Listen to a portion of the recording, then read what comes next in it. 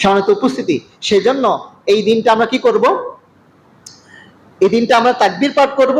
আর এই নির্দেশনা, যে নির্দেশনা সোয়াব, যে সুন্নাত আছে, ফালা ইয়ামুসসা মিন শারিহি ওয়া আজফারিহি, আমরা চুল নখ কাটা থেকে কি করব? দূরে থাকব। আর কি বলছিলাম? যে উমিরতু বিয়াউমিল আযহা, আমি কি হয়েছি? এই দিনটা আদিষ্ট হয়েছি।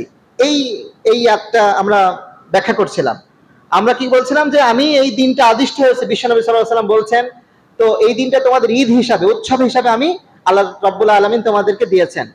তো এক সাহাবী বললেন যে ইয়া রাসূলুল্লাহ, আমার কাছে ছোট্ট একটা ছাগল, 6 মাসের ছাগল ছাড়া, ছোট্ট একটা ছাগল ছাড়া আর কিছুই না, আমি কি এটা দিয়ে দিতে পারবো কুরবানি?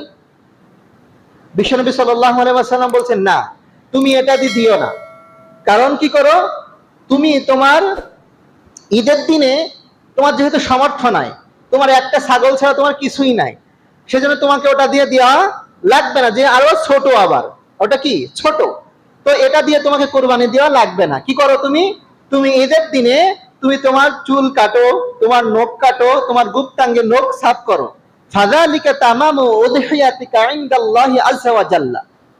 বিশ্বনবী বলছেন, ফাযালিকা তামামু উদহিয়াতিকা ইনদাল্লাহি আযজা ওয়া জাল্লা, তোমার যে কিছু নেই, কিন্তু তোমার কি আছে? আশা আছে যে আল্লাহ, আমার তো কিছুই নাই, যে থাকলে তো দিতাম।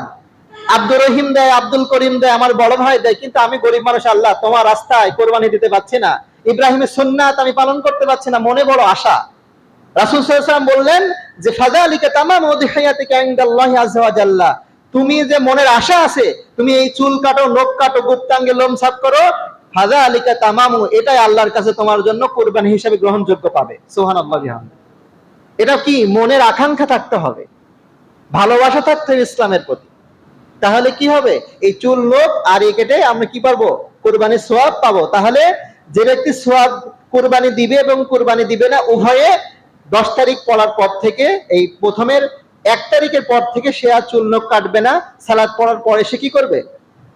কুরবানির পরে চুল নখ কাটবে, এটাই তার জন্য যথেষ্ট।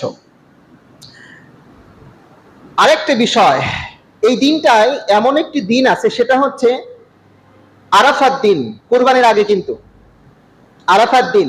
বিশ্বনবী সাল্লাল্লাহু আলাইহি ওয়াসাল্লাম বলছেন, সিয়ামু ইয়াউমি আরাফাতা আহতাসিবু আলাল্লাহ আইকাফিরু সানাতাল্লাতী ক্বাবলাহু ওয়া সানাতাল্লাতী বা'দা। বিশ্বনবী সাল্লাল্লাহু আলাইহি ওয়াসাল্লাম বলছেন, সিয়ামু ইয়াউমি আরাফা, আরাফাত দিনের সিয়াম এমন যে ব্যক্তি পালন করবে, আহতাসিবু আলাল্লাহ, আমি আশা রাখি আল্লাহর কাছে, আইকাফিরু সানাতাল্লাতী ক্বাবলাহু ওয়া সানাতাল্লাতী বা'দাহু, তার আগের এবং পরের 1 বছরের গুনাহ আল্লাহ তাআলা মাফ করে দিবেন। সুবহানাল্লাহি ওয়া বিহামদিহি। আর সেটা হচ্ছে সগীরা গুনাহ। সেটা কি? সগীরা গুনাহ। কাজের মাধ্যমে গুনাহ মাফ হয়, আর সেই গুনাহগুলো হচ্ছে সগীরা গুনাহ। আর বড় গুনাহ, কাবীরা গুনাহ মাফ করতে হলে আল্লাহ তাআলার কাছে পানাহ চাইতে হয়, তওবা করতে হয়, ইস্তেগফার করতে হয়, তাহলে আল্লাহ তাআলা কি করেন? মাফ করেন। আর সগীরা গুনাহ ভালো কাজের মাধ্যমে আল্লাহ তাআলা কি করে দেন? মাফ করে দেন। আর ভালো কাজ, সবচেয়ে ভালো কাজের ভিতরে একটি সিয়ামু ইয়াউমি আরাফাতা আহতাসিবু আলাল্লাহ। আল্লাহ রাসূল বলছেন যে আরাফাত দিনের সিয়াম এমন যে আমি আশা করি আল্লাহ রাব্বুল আলামিন পূর্বের এবং পরের 1 বছরের গুনাহ মাফ করে দেবেন। সুবহানাল্লাহ। কোন দিন রাখবো? এটা নিয়ে অনেক ইখতিলাফ। কোন দিন রাখবো?